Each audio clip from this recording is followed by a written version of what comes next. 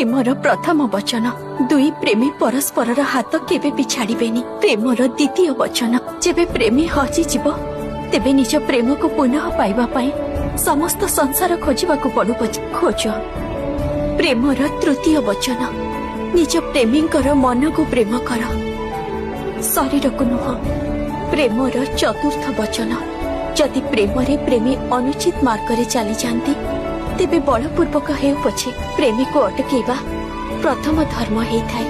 Premiere पंचम वचन दुई प्रेमी को सर्वदा परस्पर वास्तविक स्वरूपर ज्ञान देवा आवश्यक। आ प्रेमर षष्ठ वचन जदि दुई प्रेमी कौनसी कारणवशत परस्पर ठारू दूरे जाती तेबे तांको प्रेमरे किंचित मात्र भी ऊणा हेबा उचित नुह।